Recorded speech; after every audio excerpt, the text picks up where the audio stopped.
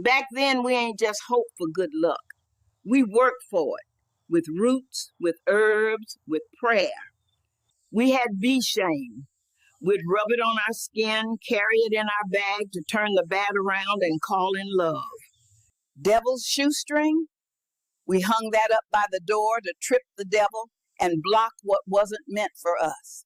Then you had High John the Conqueror. That was the power root for court cases, money, protection, whatever needed conquering. You'd chew it before a hearing, spit it right there on the ground, flip the energy in your favor. If you wanted somebody to love you back, you wrapped their hair around that root, lit your candle, and spoke it plain. Calamus root went in the corners of the house. Queen's Delight tea for the women trying to carry life. See, we wasn't wishing though. We was working. And our work, it was rooted. Back in the day, watermelon wasn't just a treat, it was medicine. Moisturizer, detox, hydration, straight from the earth. We didn't waste a thing. The rind, we rubbed that right on our face to cool the skin, heal rashes, and draw out heat. You could boil it into a tea to boost your immune system, detox the body, and fight inflammation. Full of vitamin C, A, B6, potassium, magnesium, and all them minerals our bodies were craving. Even today, that rind can be pickled, preserved, turned into relishes, all that goodness locked in. And that sweet red flesh, pure hydration, natural diuretic, help flush toxins, cool fevers, and regulate the body. We wasn't running to no store. We used what we had, and what we had was powerful. So when you see watermelon now, don't just think snack, think remedy, think legacy.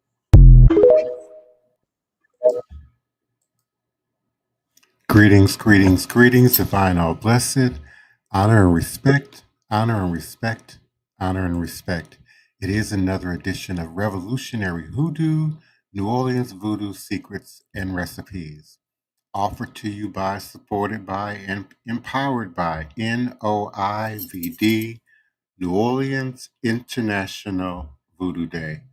Please continue to visit us at www.vodouday.org to join us, to support us, to donate, and participate in this growing third year of this powerful and historic event. We are bringing the continent of Africa, the South American and Central American and North American continents together in one place at one time on May 23rd and May 24th of 2026. New Orleans International Voodoo Day promises an inspiring and immersive experience with a diverse lineup of engaging events. Highlights include an educational symposium featuring distinguished speakers from around the world, including a delegation of scholars and spiritual leaders from Benin and Haiti, as well as art exhibitions showcasing voodoo-inspired works by talented local and international artists.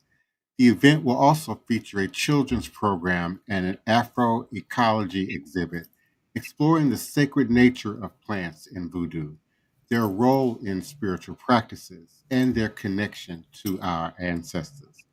The weekend will culminate in a ceremonial procession to 9 significant sites throughout the city, locations where the enslaved were brought ashore, held, auctioned, and where they later found community and created culture. This journey will begin at the transatlantic slave route to New Orleans marker on the moonwalk at the river and will conclude with a traditional voodoo ceremony at Congo Square. Additionally, visitors can participate in interactive workshops, community discussions, and opportunities to connect with practitioners and cultural experts. This multifaceted celebration offers something for everyone, creating a meaningful space to honor the past, to celebrate the present, and to motivate and inspire the future. So, again, we continue to invite your participation and your support. by way of visiting us at www.vodouday.org for more information and always updating information on our third annual, now international New Orleans Voodoo Day. And we certainly appreciate your continued support and presence here in the live chat with us by way of a social media outlet near you, certainly in YouTube, but also in Facebook and LinkedIn and Instagram and X and the other sites where you may be posting and resharing the post as well. We certainly invite you to like, share, subscribe, and reshare this information, not just for your own personal use and dexterity, but to get the word out to a larger audience. I also want to thank my daily support, my co-host, Elder Reggie Green Soap, and the please forgive me. I want to thank Elder Reggie with Green, who's here on the platform as Green Soap. Where is my document? Oh my goodness. Okay. From Shrine of the White Cloth, and also a representative and administrative treasurer for New Orleans International Voodoo Day. I also want to thank Joshua Nylan Tanner for joining us, the source member, House of Divine Prince, First Priest, and NOIVD member. We certainly thank you for your daily participation, and Queen Mother, Sister Toni Val Martinez. Sister Toni, we certainly appreciate your continued support. Both Elder Reggie and I, in previous incarnations of the podcast, have referenced Carolyn Morrow Long's work, Spiritual Merchants, Religion, Magic, and Commerce. It provides historical and modern accounts of the role of hoodoo conjure and its place in American commerce and society in the modern world. While other authors address the role of folk beliefs, like hoodoo conjure, in works concerning the history of the institution of slavery. The works of authors Albert Roberteau and Lawrence Levine provide invaluable historic perspective concerning hoodoo culture and practice here in North America. Anthony Pine's Varieties of African American Religious Experience has been essential in understanding West African voodoo as well. The writings of these scholars are the building blocks of this particular document we've been pulling from now the last 3 or 4 episodes of the podcast. And it seeks to present a historical examination of hoodoo culture and conjure in its religious and cultural context. While some mention may be made of hoodoo conjure in modern times, since traditional folk religions in the United States are very much living practices, the document will focus primarily upon their development during the colonial and antebellum periods, specifically in the southern region of the United States, as well as in parts of Missouri, as the traditions made its way upriver. We will proceed in the examination in 3 chapters or 3 sections. I will begin with a brief history of the African and Haitian roots of American hoodoo conjure. We'll move to the exchange of beliefs and practices between European, African, and Native Americans during the colonial period of the United States in another incarnation of the show. And then we will conclude it with a description of the role of hoodoo conjure as a means of cultural identity, particularly during the areas of enslavement and Reconstruction. The time periods of the 3rd and 4th chapters in many ways will overlap one another, since folk religions, traditions like hoodoo conjure, are continuously developing and changing. And in order to understand how a certain religious system has developed in the New World, and specifically in America, one must first explore its beginnings. Thus, we begin our examination of Hoodoo culture in the traditional Voodoo religion of West Africa. The African and Haitian roots of Hoodoo culture. And while Hoodoo conjure is a relatively new religious practice as it developed after the colonization of the New World, its roots lie largely in African voodoo, a religion that traces its tradition more than 10,000 years into the past, to the Congo region in Central Africa, the Fan Kingdom of Dahomey, the present Bight of Benin in West Africa. And while it would seem distracting to describe the religious beliefs of the voodoo religion in a thesis addressing the role of hoodoo conjure in the United States, it is important to recognize the roots of the practice in order to understand how it has adapted in the New World environment. The magical practices of voodoo are entwined in its cosmology and theological belief structure. Thus, the structure should be understood. We've also demonstrated in previous podcasts the link to revolution and maroonage and revolutionary acts to create an independent first mindset for us to think within, to worship within, to operate spiritually within in terms of holistic adaptation, but also in terms of our response to slavery and enslavement, to being constantly at war, constantly under attack, constantly under the threat of retribution for our attempts to free ourselves. Some of those practices continue today in terms of those things that we do to protect ourselves, uh, going out into the crossroads, going out into the world, out here in these streets, literally and figuratively.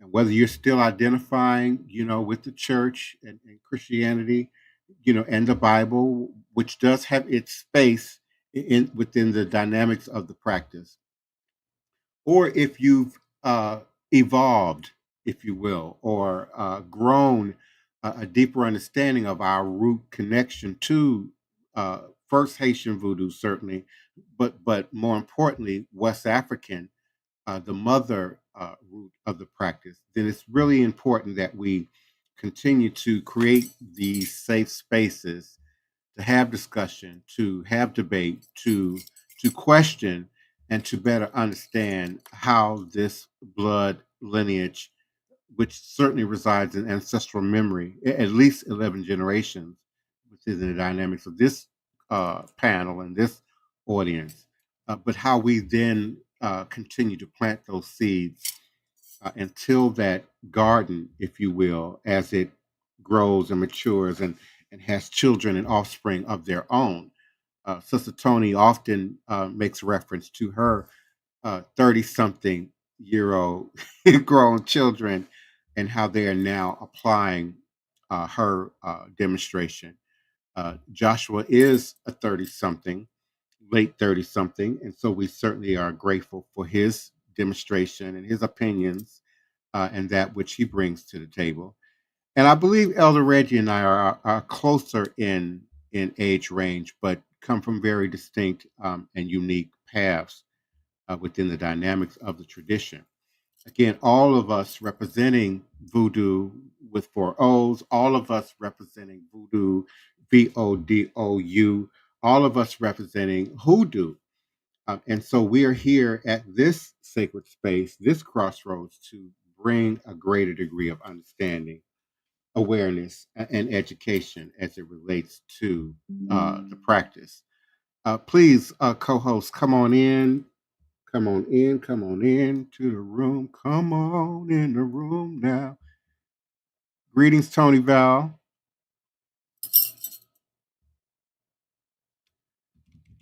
I'm not hearing you, and you're the only person who's unmuted. I still can't hear you. My Prince, can you hear me? Yeah, I can hear you now. Divine Prince, can you hear me? Yes, I can hear you now. Okay. Mic check. Okay.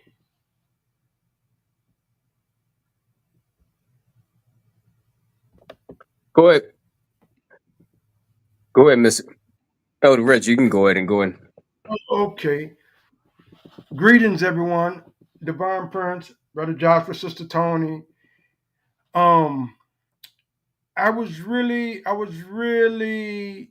touched the other night when I came out to the hurricane ceremony voodoo ritual at the temple. That was my first time ever there. I got lost trying to find the location, but nonetheless, I made it there. And I don't have a big background on the Haitian voodoo. For some reason, that kind of just wasn't the path I traveled. But what I would like to share, if I could, and it was the Veve writings.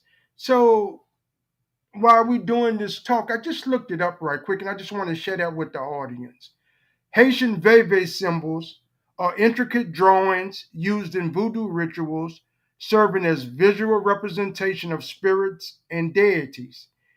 These symbols made with material like cornmeal or flour act as the beacon for a loa spirit during ritual.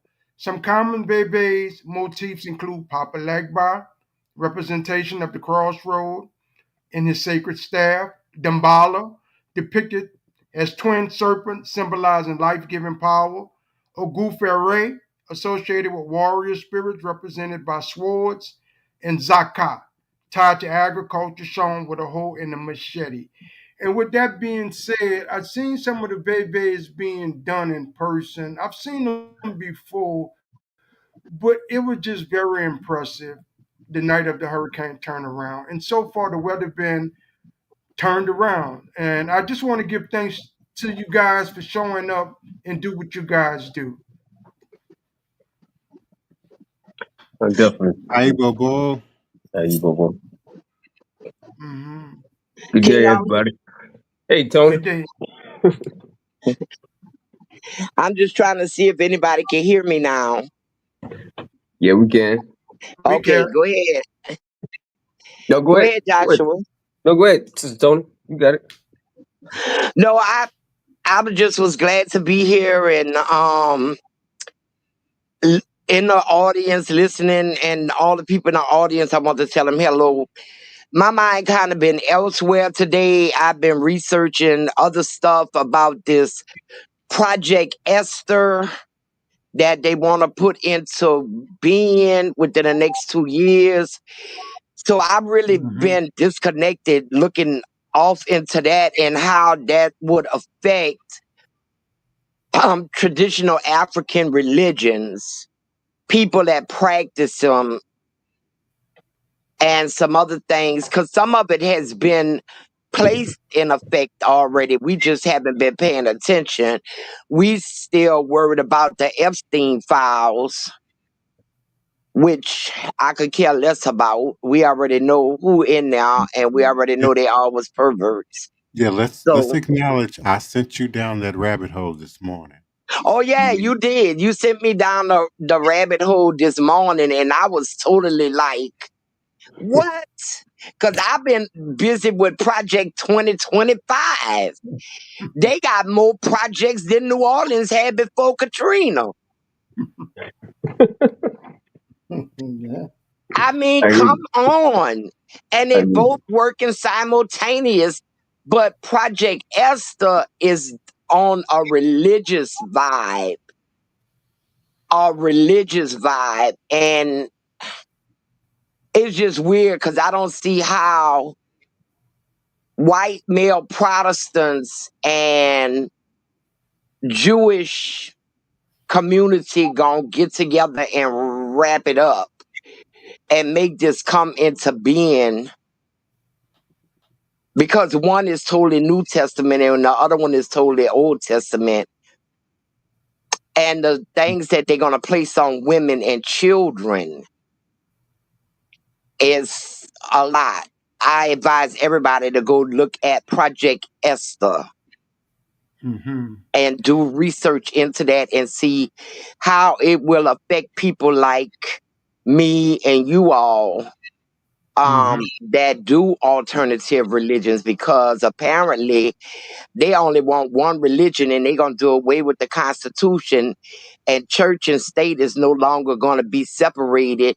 State is going to be the church. Mm-hmm. And they're taking little tiny baby steps with it right now. And I tied that in with another thing. Why is Trump over there trying to get all these African countries to accept people from the United States that's going to be deported? I mean, to me, it's like he planning on sending us back to Africa. And he done already found some people and sent some people to Africa. He's sending people in the middle of a war zone because he don't know geography. Mm-hmm. No. So it's just a lot going on, and I've been distracted trying to figure that out and make some sense out of, am I seeing this already? What is this could lead up to this? Because I like to follow the dots and follow the money. Mm-hmm. So I hope you guys having a good evening, Brother Joshua here. I just want to interject something along the lines of, like, I feel like even in the midst of all that is happening, that Sister Toni was saying, we have to learn to, how can I say this, within our communities and what we're doing here as here at the new the international the committee that we're a part of, and how we're being inclusive and bringing people, trying to bring ourselves together. We should be doing that on a day-to-day basis with everything that we're doing, even if you're not directly a part of this organization. I feel like we as a people have to redirect, but we don't need to be rejecting one another. We have to redirect in whatever way we need to redirect personally that we're doing, and the research that we're doing, and the information that we're gathering, and the life that we're living and we're growing into and evolving into. But that's the way that we're going to be able to battle all these other things that's coming out that the state and the government is trying to put up against us to again try to restrict us from being who we are, being free people. So I just wanted to interject that, and that we here at at this podcast and in this community, we are about cultivating that. Anybody that is wanting to support and is on that same level of understanding and trying to commit in that level, in that way, reach out to us and feel free to engage with us here, because that's what we're here for. Divine Prince, Yeah. what's your thoughts on Project Esther? Well, certainly we're going to give some more time to it, as we move into the future. But it has so many tentacles, so many arms, so many branches that are already in motion as we speak. And without opening yet another can of worms, certainly the whole dynamics of this ADOS FBA thing is, a part of the distraction, a part of the conquer and divide tactic, part of the disinformation, the COINTEL, tactic to get us disassembled and separate and disunified, particularly right now as these foundations for these greater plans against humanity are enacted and put into place. Another tentacle certainly is education and all the attacks that you know have come on education.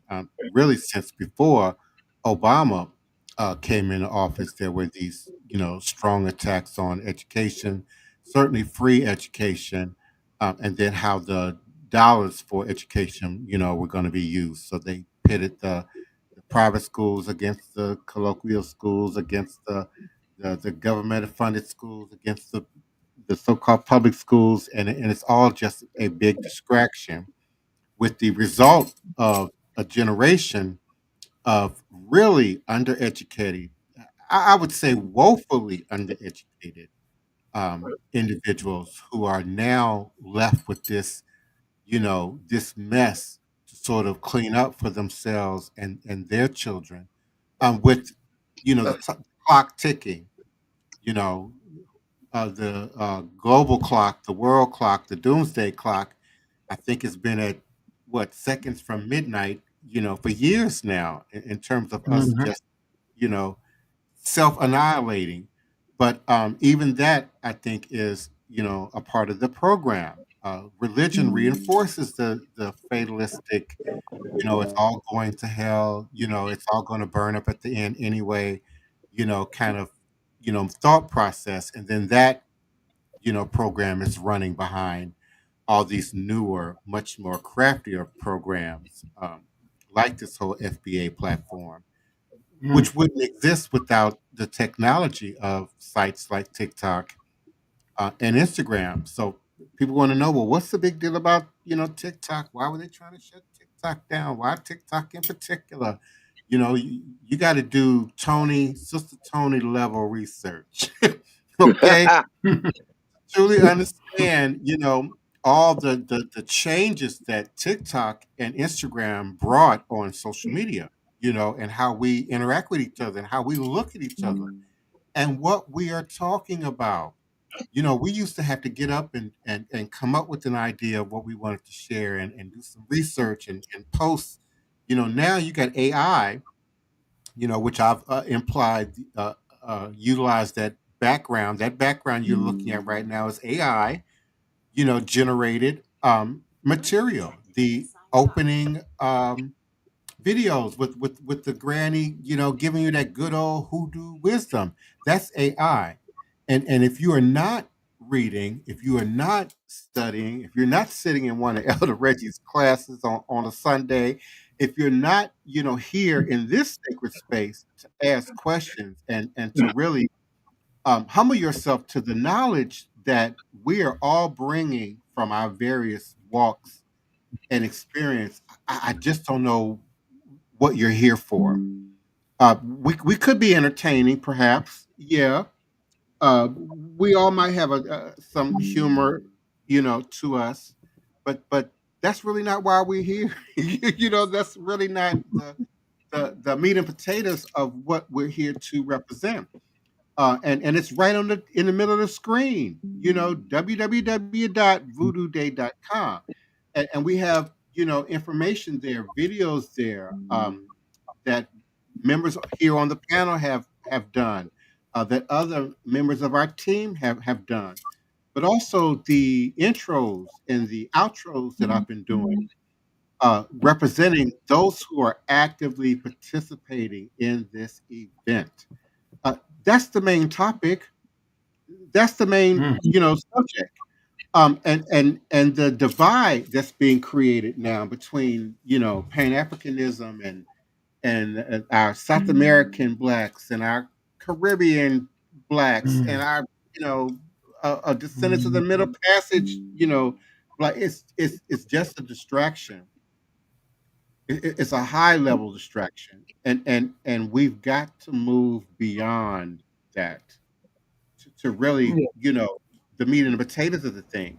Whether it's four O's, whether it's got a U, whether it's in French, whether it's in Spanish, it's hoodoo, it's obia, it's voodoo. It's all the same. And whether your mama put, more okra in her gumbo or less seafood in her gumbo, it's all gumbo. You know, it's all Yeah. gumbo. Yes, sir. Yes. Yeah. The history Right on. that I keep Mhm. bringing is to show how we are together, how we are unified, often in our motivations, often in the treachery that we had to come up against and continue to face. And so that's why we bring Jamaican history. That's why we bring the Haitians part of the story, because it's one story. And we're being taught it as bits and pieces. And no, you're not those people over there. And no, we're these people over here. And they're dividing our story. They're Yes. dividing our army. They're Yeah. dividing our support. Yeah. Yes. And Yes. Divine Prince beautifully said, and I would like to add, if I could, I'm aware of Project Esther. I just haven't done a deep dive into that yet, but I do see some of the fallout from Project 2025. And that's with the attack against some of the Caribbean nations and some of the African nations at the embassy level with visas to come in to do some of the work that we are doing, and since just to come in and do just basic business work. These brothers and sisters are being locked out, and it's having a direct impact and effect on some of the things that we are trying to do on the daily. So we are asking those who chime in every night, come out, support, need strength. Strength is in numbers. And as Divine Prince elegantly said, we're not just here for entertainment. We are trying to build a coalition. And that's what brick by brick, people by people. I had wanted to add that. And Yeah, listen, and that y'all are was coming very into the good. YouTube. Y'all not clicking the like. Y'all not clicking the dollar sign at the bottom of the screen. I mean, we know how these things roll today. We're not that. We're a different generation in time. We're not going to sit here and beg y'all to interact, with the post. But what are we doing? Oh, please forgive me, y'all. Go ahead. Maybe they're not aware that when they click the like and they click the share, that enables more people to find this who may be looking for a platform like this and just haven't come across it. Because me and my research, I knew what I wanted, but wasn't quite sure where it was or how to find it. Um, until it came in my algorithm, it was almost like my spirit was talking to the algorithm and showed me. But a lot of people out there that may be interested just don't know where to find us. But when you press buttons and put it out there, it's like putting something in the universe. The more you share, the more you click like, the more you comment, that gets us out a farther reach out into the ethernet, a farther reach to people who may be looking for us. And people that's in the community. I mean, it might be your friends or people that you might talk to and people that you might know, that share the same mindset, and like we be a part of something that doing that will help you be a part of something that is growing and that's going to continue to grow because it's coming from a place that we all continue to return to come to, and just we were just asking to pay it forward by just sharing it, liking it, just giving it some love. Yes, Oh, and yes. we've come to the end of our program, and I would like to bring in Elder Reggie to close us out. Mm-hmm. Thank you, Sister Toni. Thanks, Divine Prince, for another great show. Brother Joshua, thanks for all the work you do. And the collective audience. We're speaking to you tonight because some of you are local in the area and could come out and support some of the events. But we still love you, and sometimes chastisement is what it is. But I like to continue what we do, lest we forget. The spiritual medicine of voodoo brings healing and relief from the shackles of slavery that bind the master and the slave to the same chain of social division. We are all in this together. Until we get it right, we ain't going nowhere far. With that, I say, with love, Ashe, Ashe, Asheo. Good night, everyone, for a great show. Asheo, Asheo. Ashe. So, I've seen a few videos that states that FBA foundation, the whole foundational Black American movement was created from white supremacy. And as a business major and a person in business, it makes sense to me when I put it in that context, and I'll explain why. Human capital. So let me just say, the first time I heard that term in a business class, it was a gut punch, because human capital, how is that any different than slavery? Words have power. Just gonna let that one lie and sit there. But let's talk about this seriously. Right now in Africa and India and places like that, human capital is growing at an exponential rate. And we are aging out in the West. We're aging out. And this is one of the biggest reasons why there's no way on explaining why they would get rid of workers, why we're pushing out migrants when they are key to us succeeding in so many businesses, i.e. farming, the hospitality industry, etc. Things that actually help America's wealth. It's when you think about it, you're wondering who's doing the math, right? Who's actually doing the math? Because right now, in order for us to compete with BRICS, and we have to look at it as BRICS, right?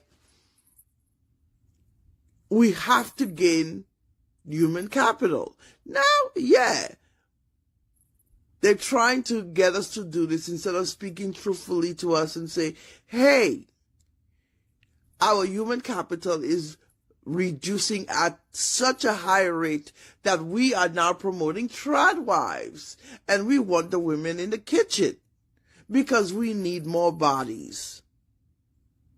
We need more workers.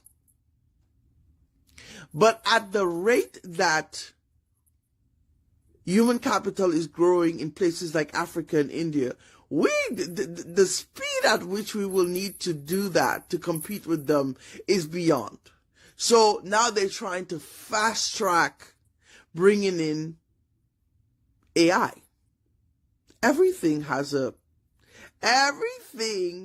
makes sense when you look into it and you look at it with different eyes. I'm looking at this as a business major.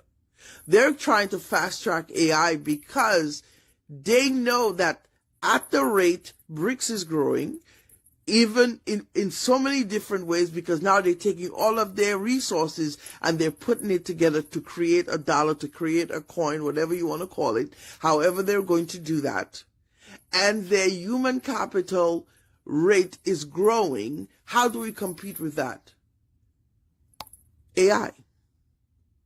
Now, let's talk about why I brought in foundational Black Americans in this discussion. When a place or places start to grow economically, there's migration. So, where would Black Americans migrate to if given a chance? Africa. If Africa is starting to grow economically, if Africa is becoming the next wealth,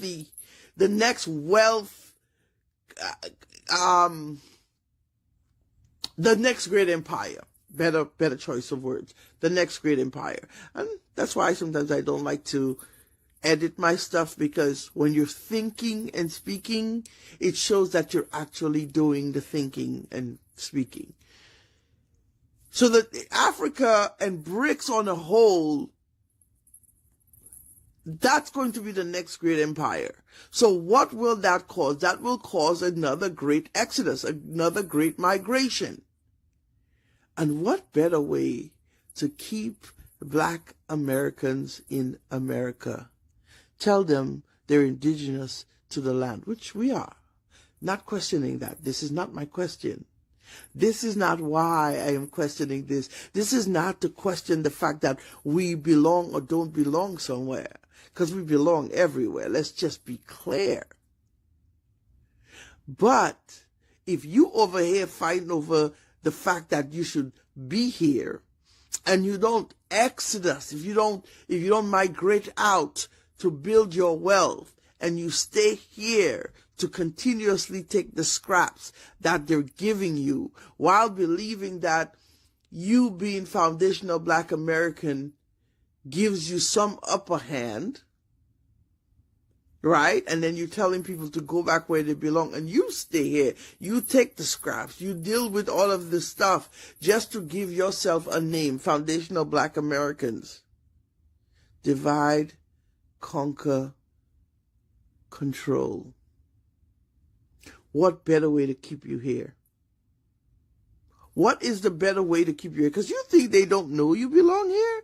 You think they don't know you're original? You think they don't know the Olmec heads, all of that? Do you think they don't know that? But feel it to you in a way where you start to hate your other brothers and sisters from the Caribbean, from Africa. Feel it to you in a way where you start to create your own little community. And you get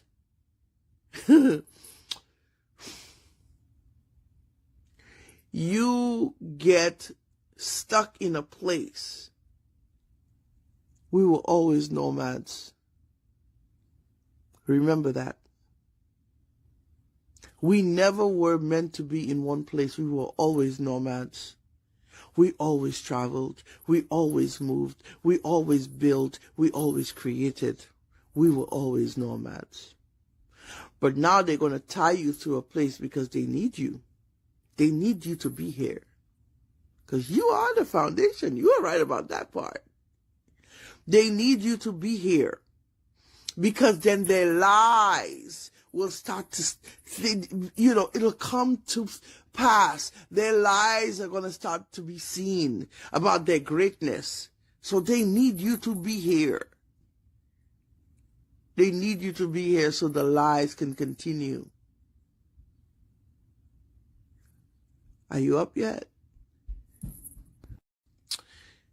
So, I've seen a few.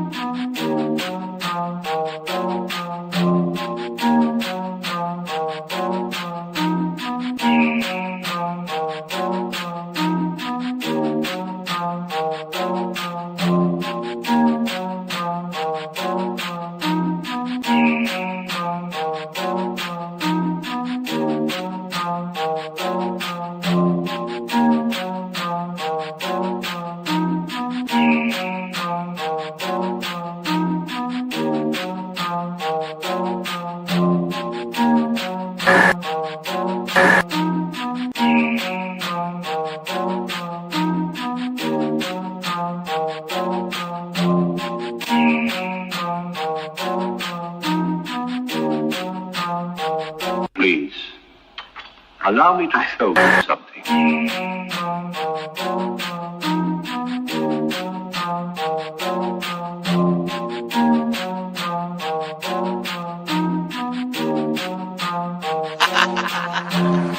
They say I'm crazy and that might be true. I got this right in my DNA, yeah, I'm coming for you. It's time we turn the tables, flip these motherfuckers on you. I wanna see you hanging from trees, it's time you pay for your dirt and your showtime. You created the monster, you created the beast.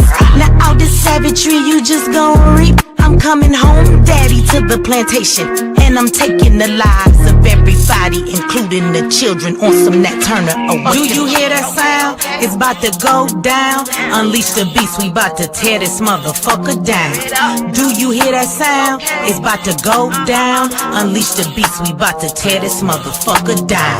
I met my girl Harriet at the gate. If you wanna know how she doing, yeah, she's straight. But she had one question: when we gon' get up? All that talking tough, yeah, we don't walk it tough.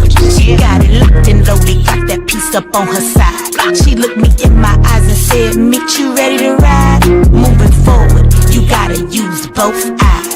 Watch your front and watch your back. Keep your hands up on your gas. Do you hear that sound? It's about to go down. Unleash the beast, we about to tear this motherfucker down. Do you hear that sound? It's about to go down. Unleash the beast, we about to tear this motherfucker down. He sit at the table, but he don't order no bacon.